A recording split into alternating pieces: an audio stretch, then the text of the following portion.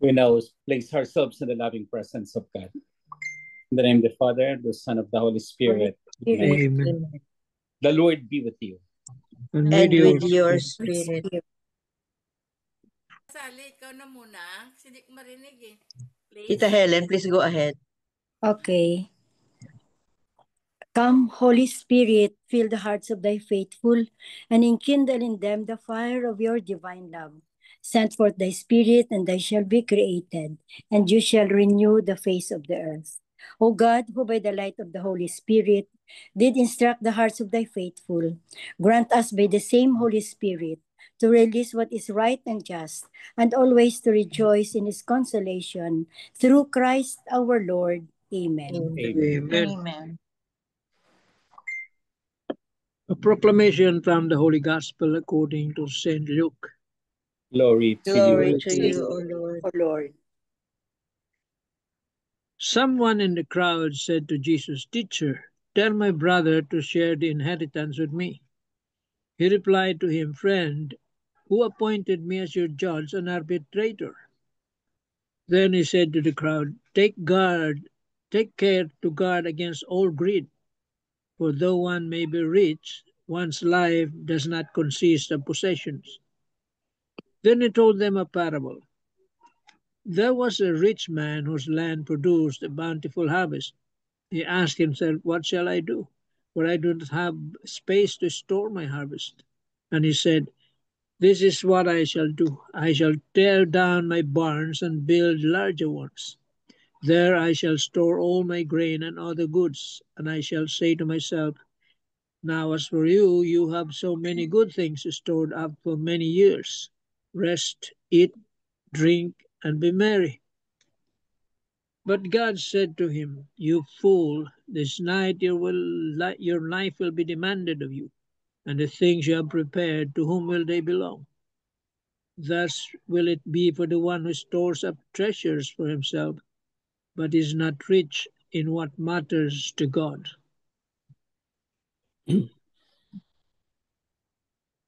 The Gospel of the Lord. Praise to to you, you, O O Lord Lord Jesus Christ. Christ.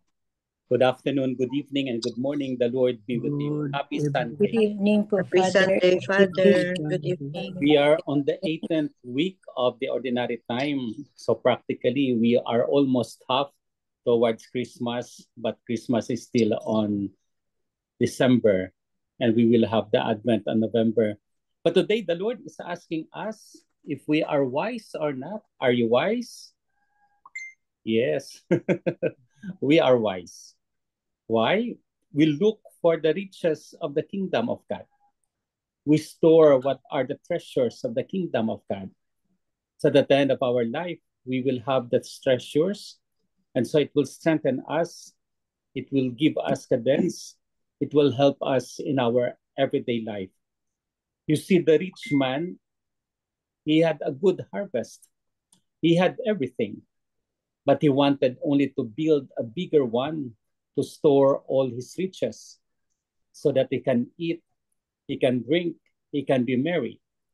But the Lord said, otherwise. So what is in store for us is none other than to serve the kingdom of God and to look for it.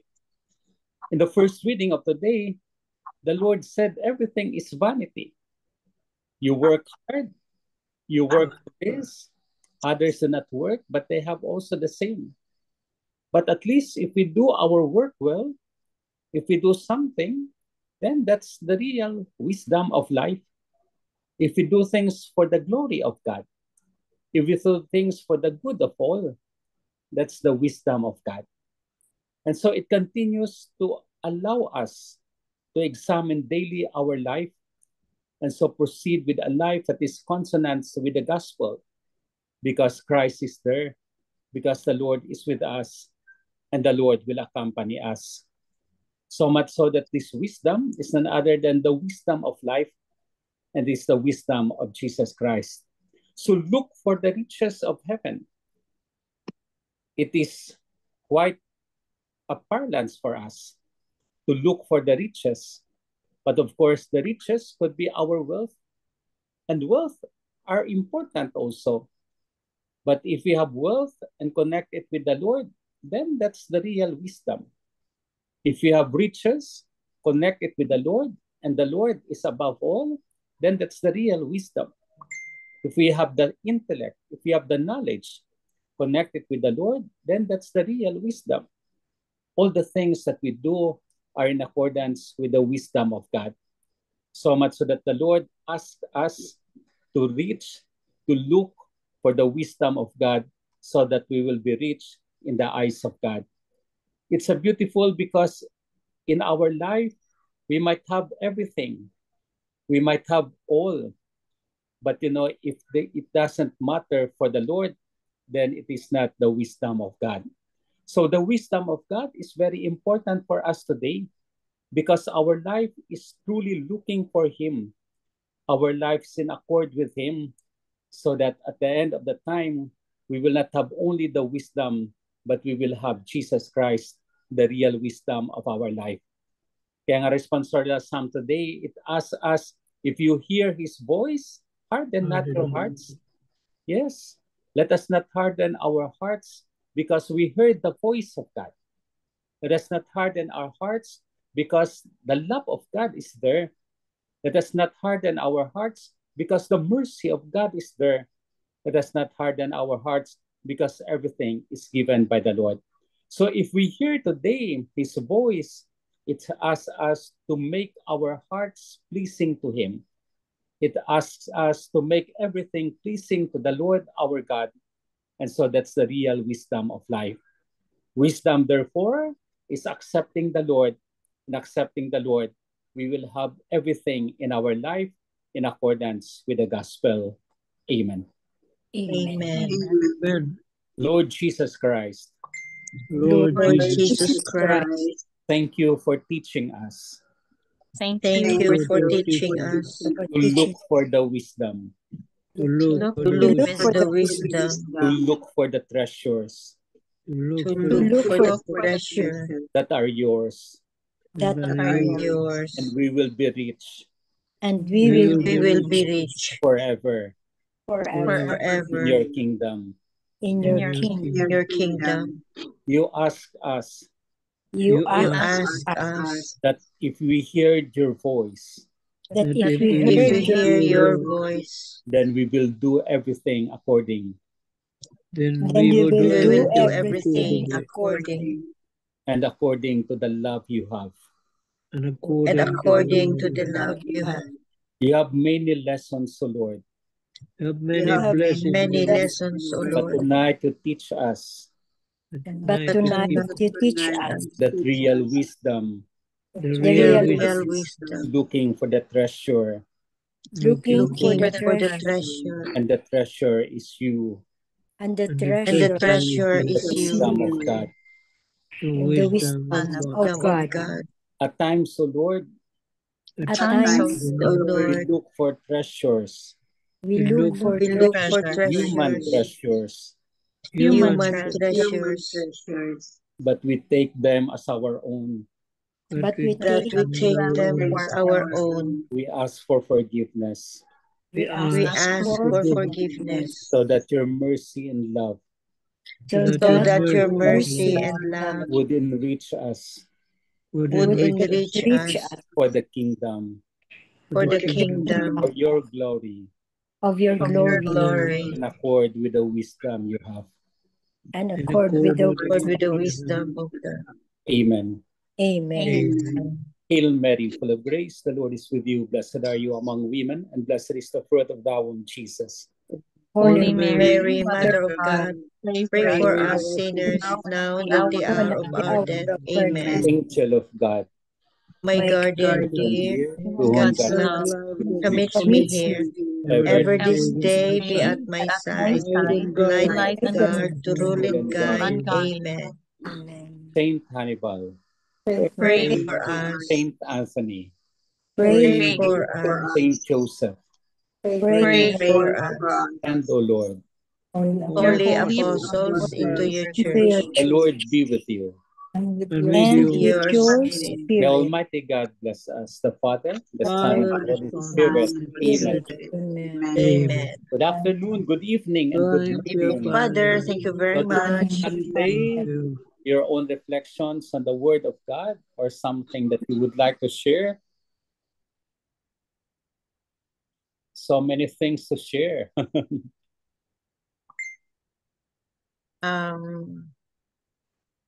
I'll just say something, just brief lang. This gospel no describes this is the parable of the rich man, no, and I remember a loved one, no, in fact my husband, about like it it described him so well na parang match na match ang rich man, the life of the rich man in the gospel, today's gospel, sa life niya. And so set na ano na ba, everything worldly, lahat na goals in his life are worldly, no. And now that's my obligation, no. I feel obligated, no, na to to ano to give him back to the Lord, na with ano ba, at least ang ano niya, ang spiritual life niya ba. But the challenge, Father, I'm facing is now he has dementia. So I really don't know what to do. Kasi I every time I say anything, it will just, you know, wala, it will just fly away from his memory. Kasi ang short-term memory niya is talagang severely affected na because of dementia. So this is the big challenge for me, no, na duty ko as a wife. I feel so obligated talaga. But how? May dementia na siya, how? But in the good moments, Tita, when he responds to the invitation that you have, that's already a good thing. I can't even I can't even convince him to go to confession. I don't know. But slowly lang, slowly. That would come, that would come. You don't have to convince him immediately, but in time, he will have it. So the good moments that he has, even it's 4 hours, depending on the medicine, that will be good enough already for him. If he responds to it, then that's it. Although he forgets afterwards, but then, you know, he had already made a response.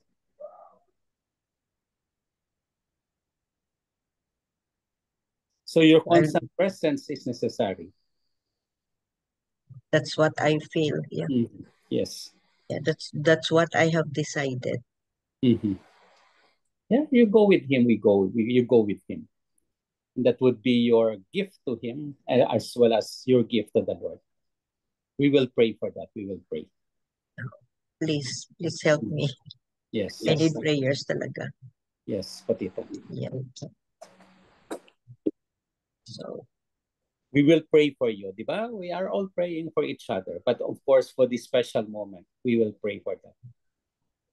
Di ba, sabi mo nga last time, he had already responded with the sign of the cross, with other things. So, you know, that's a good sign. So it means that everything is not lost. he was a prayerful person years ago. He will be back, diba? Hopefully, the real him. Yes. He will be the back. man that I married. Yes. The real him. Hopefully. Please pray for me. Yes. Yes, Potita. Praying for you. Thank you. Yes. Oh, that's it. Our prayer for Tita. And, you know, it's a task, it's an obligation, but in time, as we have heard also from others, they have responded to the very call. Thank you, Tita. Amen. You're welcome. Other sharings?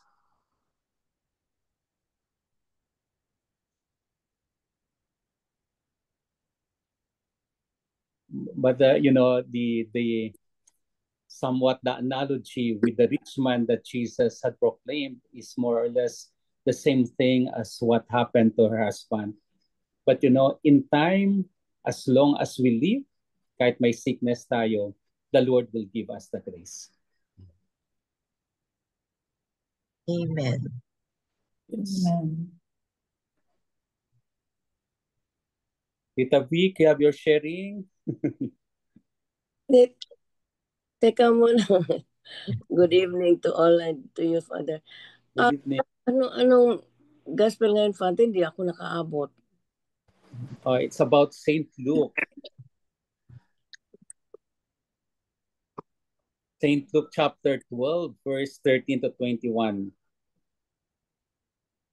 It's about the rich man who had built a big, anong tawag natin doon? Yung rich man, Big barn. Big Yung barn, or he sa wanted Tagalog, anong tawag doon? Tita? Bodega. Bodega. Bodega. Where he stored everything, he ate and be merry and everything that he has. But the Lord said, look at this man. He had built everything, but his life is lacking because he built treasures only for himself, but not for the kingdom of God. Okay lang, don't worry if you don't have other this time. Well, ang mai-share ko lang, Father, yung answered prayer na we prayed for the house to be restored. Yes. The basement is already restored. Thank Wow. you, Wow. Thank you for the prayers. Thank you, Father. Mm-hmm. And they have now half of the upstairs may flooring na, but they still have to do the curing kasi ganun pala yun na yung wood kailangan i-restore yung kanyang anong tawag doon, the layers kung igasa sa clothing pa fibers ba, Father, na kailangan igaganyan mo ipako pala yan ng husto tapos i-subject to the warm temperature para kung mag-expand ay para kung mag-contract kailangan na ikuan pa siya magiging very close. Very ano pa. Oo. Very firm yung foundation. Ang winter, oo. Ito ngayon, sabi ng contractor, babayaan lang muna natin dahil kailangan talaga na mag-warm o mag-cold. Yun na yun, yung naka-stay together, hindi yung magkaroon space pagka nag-contract na, di ba? Ika nga kung bibili ka ng sapatos, do not buy during winter time. Ano ba yun? Oh, ganun ba yun? Winter daw, kung bibili ka ng sapatos, Father, yun talagang ganyan. So, kasi nag-contract. Pagka sometime, maluwag na. Ganun ba yung sa sapatos? Parang, or vice versa ba, Father? Yung bibili ka ngayon sa warm temperature, pag winter, ito na, magluluwag pala. Kasi magko-contract. Kaya pa yung sapatos ko, nung bumili ako, hala, eksaktong-eksakto that time.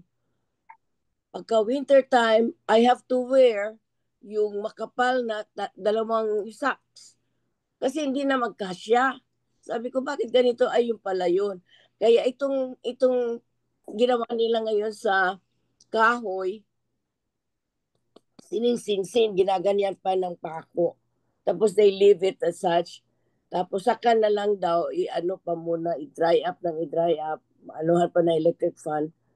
At tapos i-on pa ang aircon. Sabi ko, ano ba yan? Bakit ganun?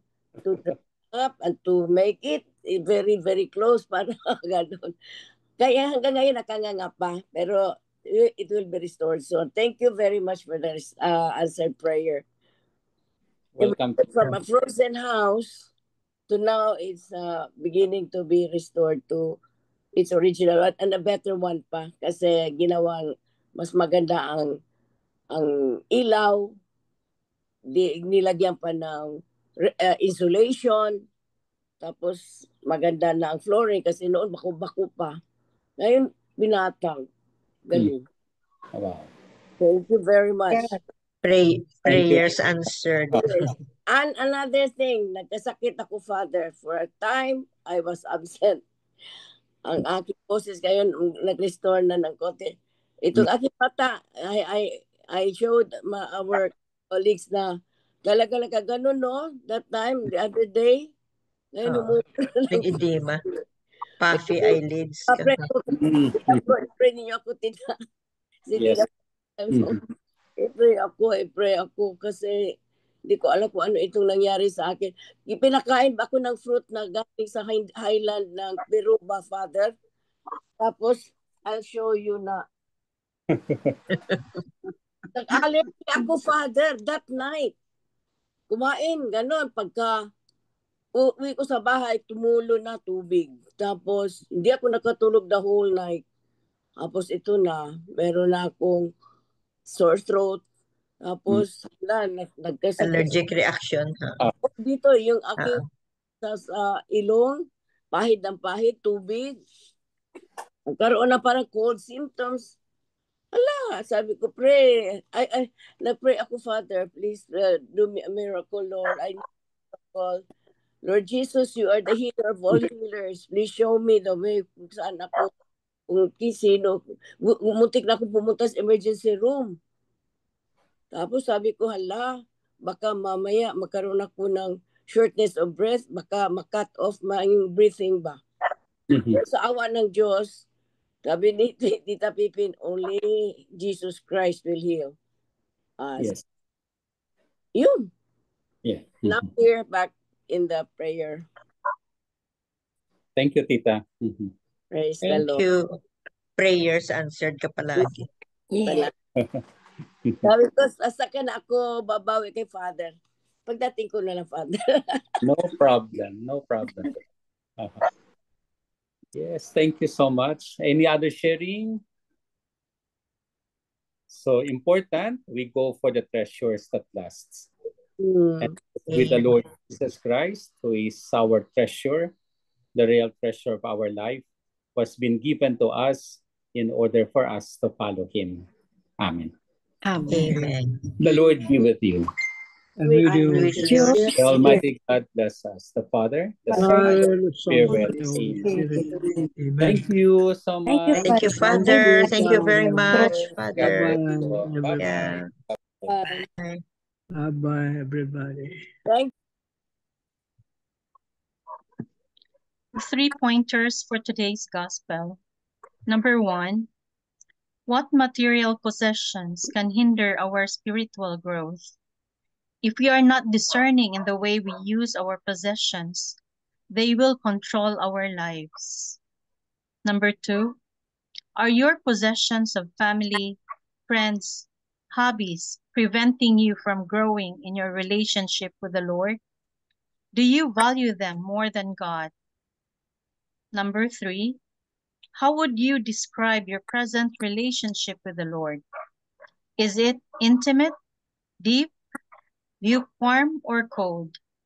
What can you do to renew and deepen your relationship with the Lord? Amen. Amen. Thank you very much, Amen. Tita San. Welcome. Any short comment? Short comment or anything to say?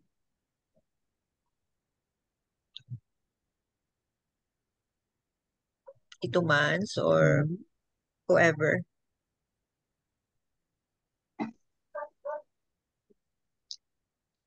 According to a homilist, our souls become rich not through storage, but through surrender.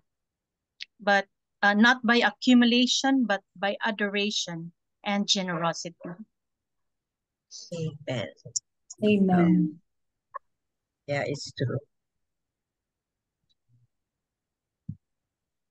We don't misinterpret the message of the gospel na it's not a sin, it's not wrong to have to have this riches in life, as long as your life is still Christ centered ba. So what what you have is that you are given for those material things to be shared.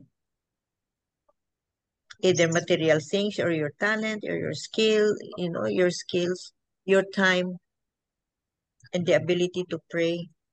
Yes. Kasi to pray is talagang you have to be inspired by the Holy Spirit when you pray. So share everything. Yeah. Care workers, no, we are always sharing our talents, our abilities to serve people with or without money, without remuneration. We do. Kasi Yes. hindi naman natin pinipili na I will serve this kasi nasa sweet room ito, baka magbigay ng tip. Or ito na lang kasi ayoko Dahil kasi parang masyadong smooth, gusgusin, baka ay mahawa pa. No, we don't do that, no? With or without, kahit magkuhan tayo ng mga protective clothing, garments, iserve pa rin natin yung kailangan niya ng injection, kailangan niya ng gamot, kailangan ng instruction. We still do. Yeah, that's true. But not only in medical profession or nursing care or health care, no. We can do such things, no.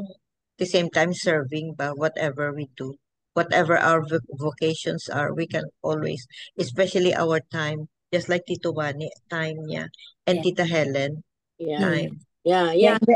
Service Tita Helen sa kanyang and Tita Sally. And one thing, Tita, I'm trying my best to spend 1 hour with teaching a grade 12 student using a grade 6 English book every day.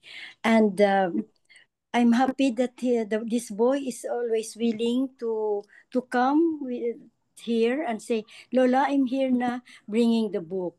So I may not have the precious gems in life, but I'm always willing to share my time, my patience with this boy, because I can see in his face the excitement. And tonight our lesson was about a poem, Don't Quit. Don't you quit. Author, don't quit. Yes, Anonymous author, no? Unknown. So I have to explain to him about unknown.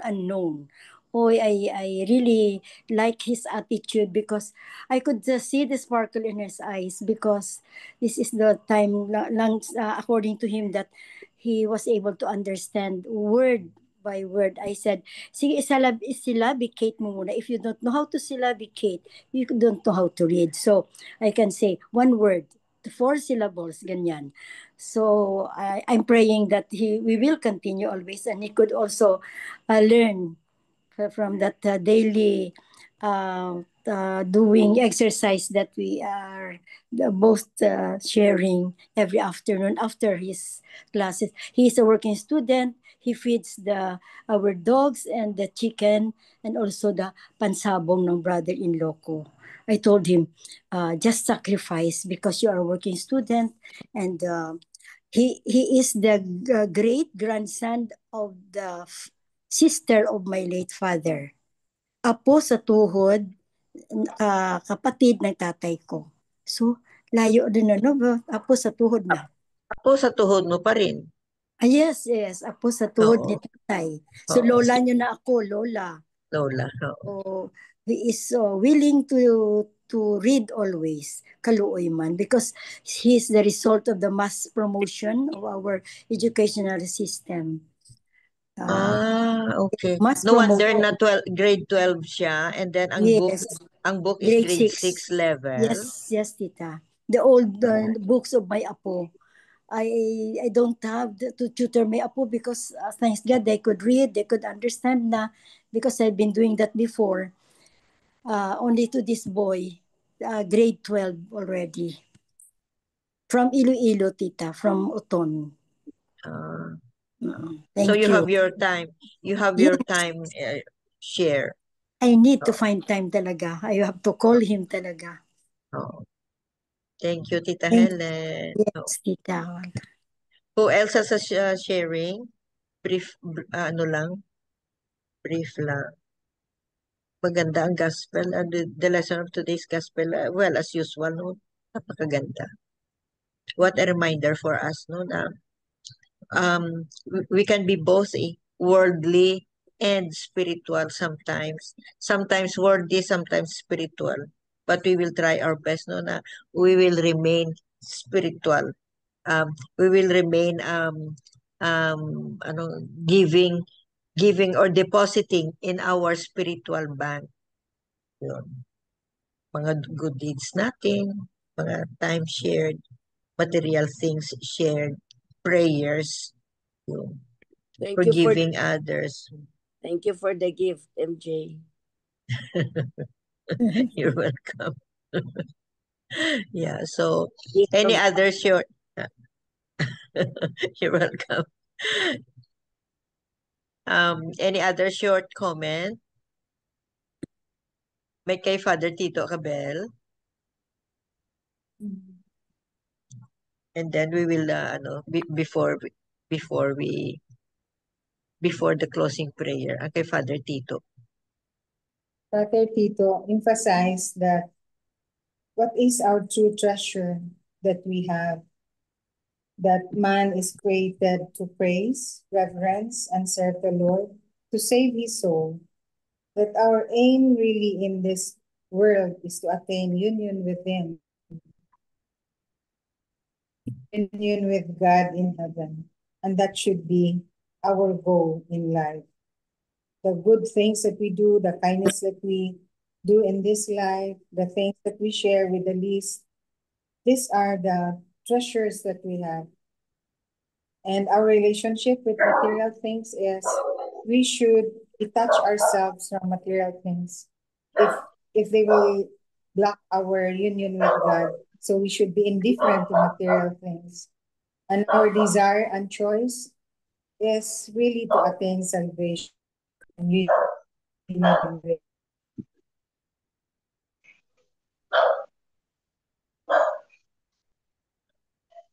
It's not a question of having more to God. Amen. Amen. Amen. Naputol si ang last putol. Anyway, so let's all remember what Father Danny has taught us today, no? Wisdom, divine wisdom. Thank you very much for the sharing. Thank you very much for the reflection. Although we miss Tito Manny ngayon, ang sharing ni Tito Manny, but bukas sa'yo lahat. Sa'yo lahat. Microphone, we miss you. long time, Tito Manny. And restoration na, may restoration na, Tito Man. Yes. Please go ahead. Lord, strengthen and surround us with your favor and kindness. Thank you that during times of difficulty and distress, you uplift and sustain us.